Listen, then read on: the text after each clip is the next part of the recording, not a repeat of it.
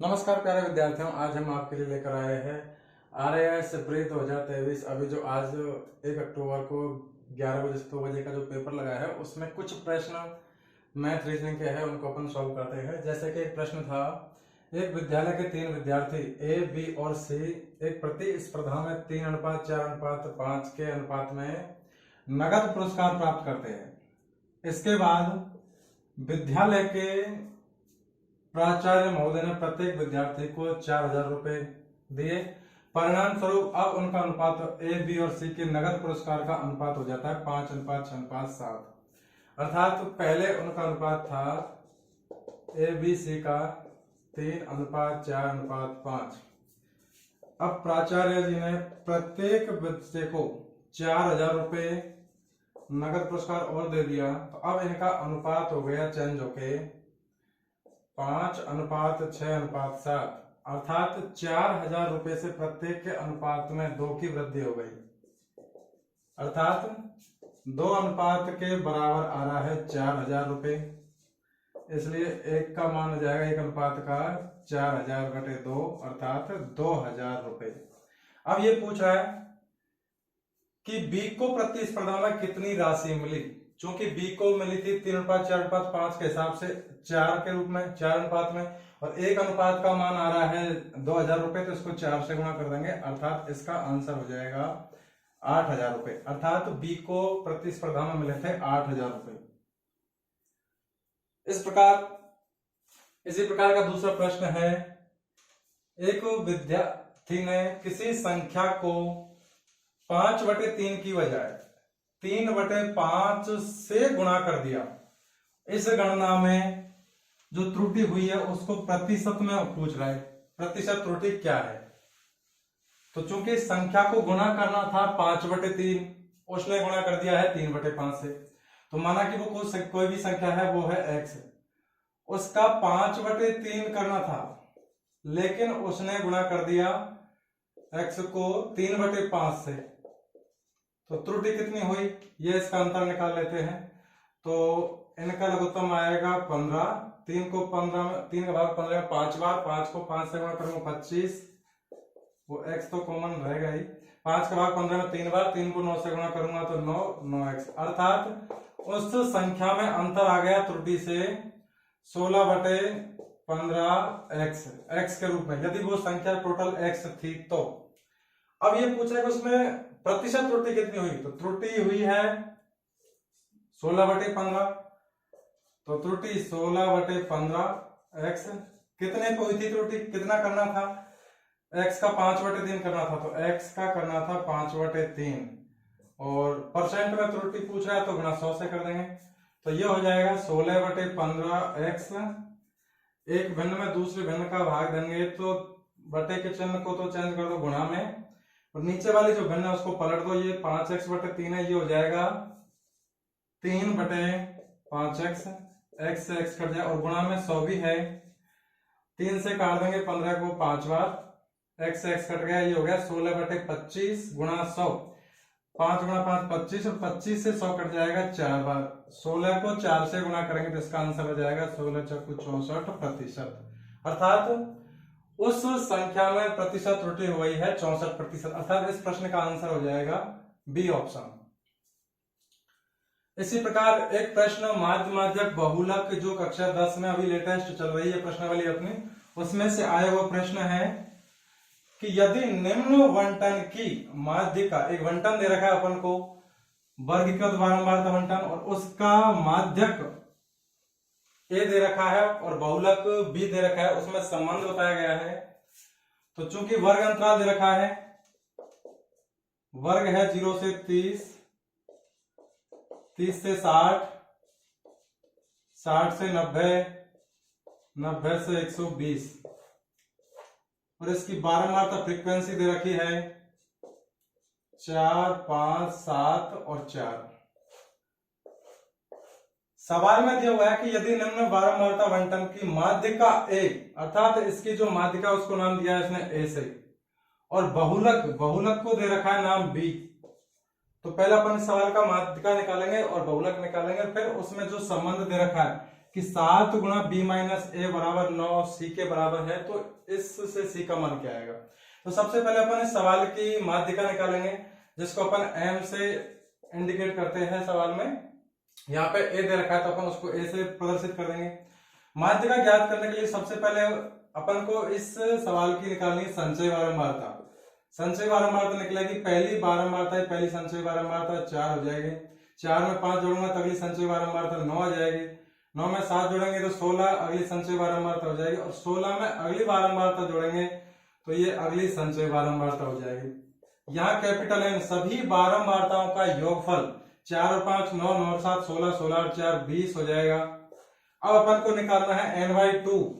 n/2 n का मान आ रहा 20, 20/2 अर्थात 10 आ गया n/2 का मान। तो n/2 से ठीक बड़ी संचय बारंबारता, ठीक बड़ी CF है 16, और 16 के संगत वर्ग अंतराल है 60 से 90। ठीक बड़ी CF 16 है जिसके संगत वर्ग अंतराल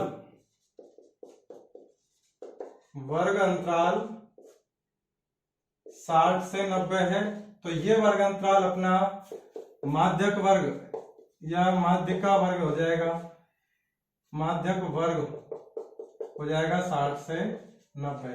अब वर्ग का यदि अपन को पता चल जाए, उसके बाद अपन को फॉर्मूला लगाना है कि चूंकि माध्यिका या माध्यक m, और जो यहाँ पे सवाल में इंडिकेट कर रखा है a से, तो m या फिर इसको a लिख सकते हैं, a बराबर यह आएगा। सूत्र होता है इसका l plus n/2 minus CF बटे f गुणा h से।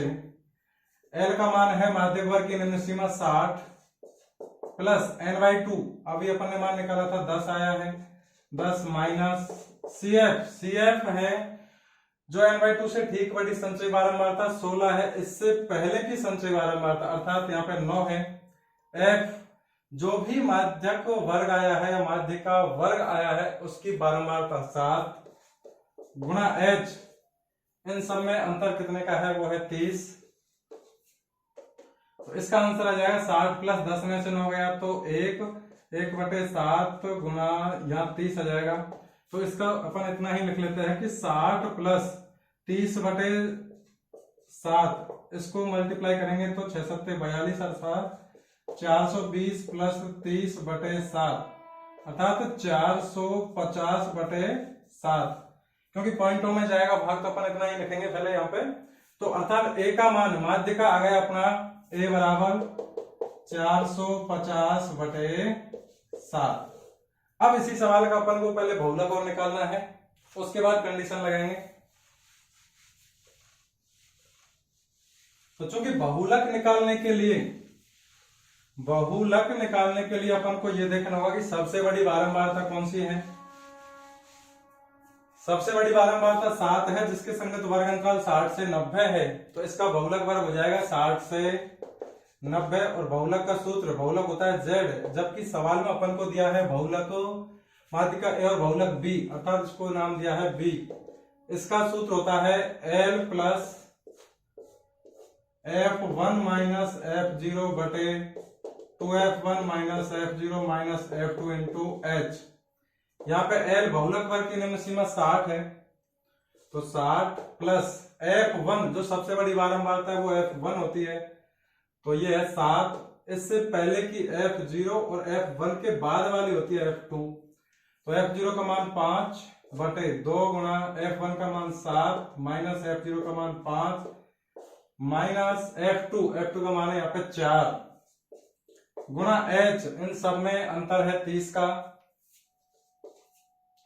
तो इसको कैलकुलेट करेंगे अपन तो 60 प्लस 7 में से 5 गया तो 2 बचा, नीचे ये हो जाएगा 14 माइनस 5 और 4 9 माइनस के हो जाएंगे गुणा 30, अर्थात ये हो जाएगा 60 प्लस 2/14 में से 9 गया तो 5 गुणा 30, 5 से कट जाएगा 30 6 बार, और 6 गुणा 2 करेंगे 12, अर्थात 60 प्लस 12 अर्थात 72 आ गया अपना बहुलक का मान। तो बहुलक b, या जो अपन z से सिंबल करते हैं, z से इंडिकेट करते हैं, इसको सवाल में b से दर्शा रखा है, तो b का मान आ गया 72। और ए का मान आ गया 450/7। अब इस कंडीशन में ए और बी के मान रखेंगे तो उससे सी का मान आ जाएगा। तो दी गई कंडीशन है 7 गुणा बी माइनस ए बराबर 9 गुणा सी। तो चूंकि 7 गुणा बी माइनस ए बराबर 9 गुणा सी, यहाँ पे 7 है जो बी का मान है 72 माइनस ए का मान है 450/7 बराबर 9 गुणा सी। ये 7 है जो नीचे इनका लघुत्तम आएगा 7 को इससे गुणा करूंगा एक नीचे लगा के, तो 7 दूनी 14 हासिल की 1 7 49 1 50 504 माइनस 450 बराबर 9 गुणा सी। अर्थात ये हो जाएगा 7 गुणा 504 में से 450 घटाऊंगा तो 54 बचेगा बटे 7 बराबर 9 गुणा सी। यहाँ 7 से 7 कट रहा है, अर्थात यह आ रहा है कि 9 गुणा सी बराबर आ रहा है 54, इसलिए सी बराबर आ जाएगा 54/9 अर्थात 9 6 की 54। तो इस प्रश्न का आंसर हो जाएगा सी का मान आ जाएगा इसमें 6। प्रश्न ये माध्य बहुलक 10वीं क्लास का है, लेकिन देखिए आज आरएएस प्री के पेपर में आया हुआ प्रश्न है, इसलिए 10वीं के विद्यार्थी हर कोई प्रश्नावली को इग्नोर ना करे, इतना आसान ना समझे, क्योंकि ये आपके लिए थोड़ा इस टाइम पे थोड़ा ऐसा हो सकता है टॉपिक के आपके लिए वैल्यू कम हो, लेकिन यही प्रश्न जब आपको कंपटीशन के एग्जाम में दिखेंगे तो उस टाइम आपको याद आएगी कि हाँ ये प्रश्नावली कितनी काम की है। इसी प्रकार और भी प्रश्न है, कुछ प्रश्नों की अपन और चर्चा करते हैं। जैसे एक प्रश्न आया हुआ है,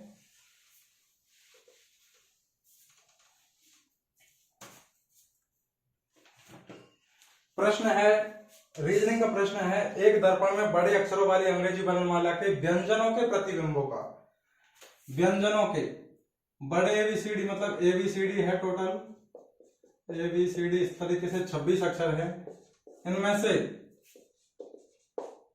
स्वर ए ई आई ओ यू इनको छोड़ के बाकी जो व्यंजन बचे, ये 5 स्वर हो गए, बाकी जो 21 व्यंजन बचे हैं उनमें से पूछ रहा है, इनमें से उन प्रतिबिंबों की संख्या कितनी है जो अपनी मूल आकृति के समान दिखाई देती है।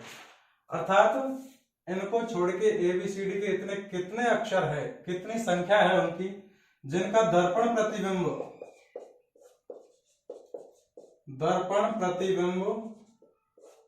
जैसी संख्या है वैसा ही दिखता हो। तो देखिए ए के बाद ऐसी संख्या बी का दर्पण प्रतिबिंब उल्टा हो जाएगा, ये नहीं बनेगा, सी नहीं बनेगा, डी नहीं बनेगा, ई एफ जी एच, सबसे पहले एच ऐसी संख्या है जिसका प्रतिबिंब भी ऐसा ही बनेगा। तो एक तो एच है, एच के बाद है आई का प्रतिबिंब भी ऐसा ही बनेगा, आई जे नहीं बनेगा, के एल एम, तो एम आएगा, आई के बाद एम का यदि अपन दर्पण प्रतिबिंब बनाएंगे तो इधर एम है तो इधर भी ऐसा ही बनेगा, एम के बाद एन ओ आएगा, ओ का दर्पण प्रतिबिंब बनाओगे तो ऐसा ही दिखेगा वो भी, तो ओ, पी नहीं आएगा, क्यू नहीं आएगा, आर नहीं आएगा, एस नहीं आएगा, टी एक ऐसा शब्द है जिसका दर्पण प्रतिबिंब देखेंगे तो इधर देखेंगे और दर्पण में देखेंगे तो सेम दिखेगा, तो टी के बाद आता है यू, लेकिन यू स्वर में आता है तो स्वर मान नहीं रखा सवाल में। यू के बाद आता है बी का दर्पण प्रतिबिंब भी बी जैसा ही बनता है, तो यू बी के बाद आता है डब्लू का दर्पण प्रतिबिंब भी डब्लू जैसा ही दिखता है, तो डब्लू के बाद आता है एक्स का यदि अपन दर्पण प्रतिबिंब देखेंगे तो वो भी सेम ही बनेगा, तो U B W X, Y और जेड नहीं है। तो इस प्रकार H I M O T, O यहाँ पे पहले स्वर में आ चुका है तो ओ नहीं लेना है, तो देखो शब्द होगा ये 7, अर्थात एबीसीडी बड़ी एबीसीडी में स्वर के अलावा व्यंजन बचे 21 व्यंजनों में 7 शब्द ऐसे हैं, इनमें से कैपिटल अक्षर H I M T B W और एक्स जिनके दर्पण प्रतिबिंब सेम जैसे है वैसे ही दिखेंगे। तो इस प्रश्न का आंसर हो जाएगा दर्पण प्रतिबिंब वाले में 7, अर्थात ऐसे 7 अक्षर है जिनकी मूल आकृति दर्पण प्रतिबिंब के जैसे ही बनेगी। इसी प्रकार एक प्रश्न और है रीजनिंग का कि एक निश्चित भाषा में, कोडिंग डिकोडिंग का प्रश्न है रीजनिंग वाला, कि एक निश्चित भाषा में दे रखा है सवाल, 2 शब्दों को उस तरीके से दे रखा है, तीसरा आपसे पूछा जा रहा है। प्रश्न है एक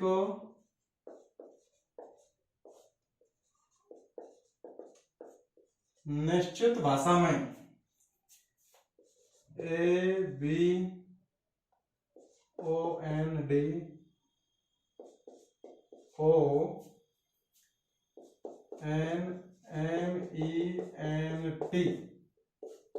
इसको लिख रहा है वो DNOBAOTNEMN।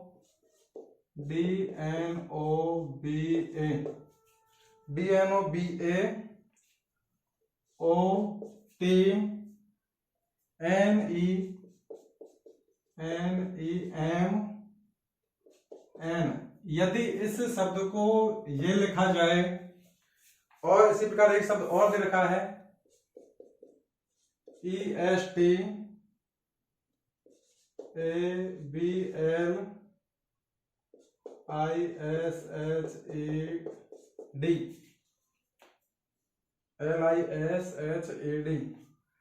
को लिख रहा है वो BATSELDEHSI।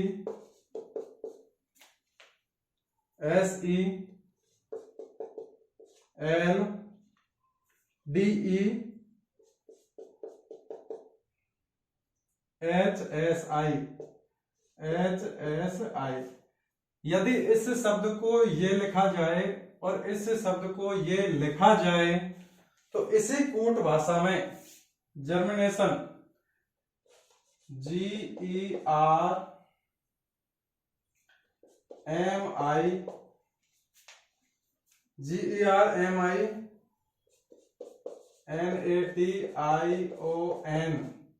इसको क्या लिखोगे? 4 ऑप्शन दे रखा है। नंबर 1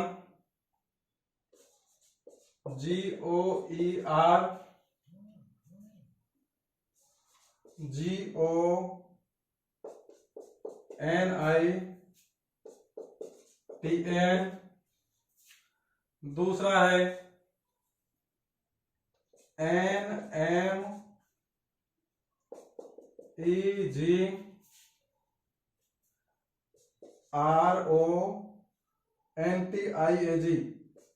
NTIAG,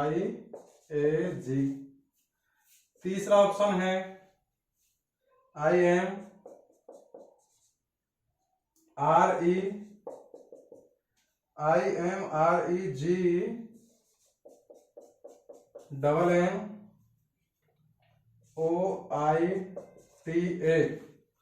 और चौथा शब्द है, चौथा ऑप्शन है अपने पास IMERGNO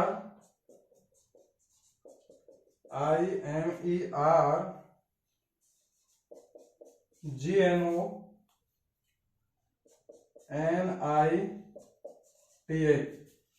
और 5वां ऑप्शन है इनमें से वो अनुत्तरित प्रश्न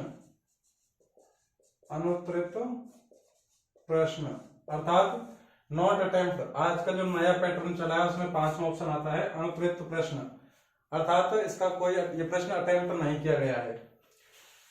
तो इस पैटर्न को समझना है। सबसे पहले इसमें क्या कर रखा है, देखिए ABOND, यहां पे देखिए ABOND, प्रथम 5 शब्द इनका क्रम बदल दिया, यहां से DNOBA उल्टा कर दिया, फिर O एज इट इज रखा, फिर जो लास्ट के 5 शब्द है इनको पलट दिया, TNEMN, ये पलट दिया। इसी प्रकार इसमें देखिए ये प्रथम 5 वर्ड है ये चेंज कर दिए, BATSE, ये प्रथम 5 चेंज कर दिया, L एज इट इज, और ये प्रथम 5 है ये चेंज कर दिए, लास्ट में जो उसको फर्स्ट में ले आए तो DEHSI। अब सेम यही पैटर्न आपको इस वाले प्रश्न में लगाना है। इसमें भी प्रश्न वो टोटल अक्षर है 11।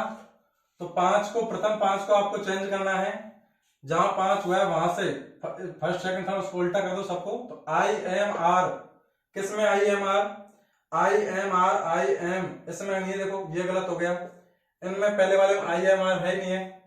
तो तीसरा ऑप्शन देखिए, I M R E G, I M R E G, यहां तक 5 हो गए।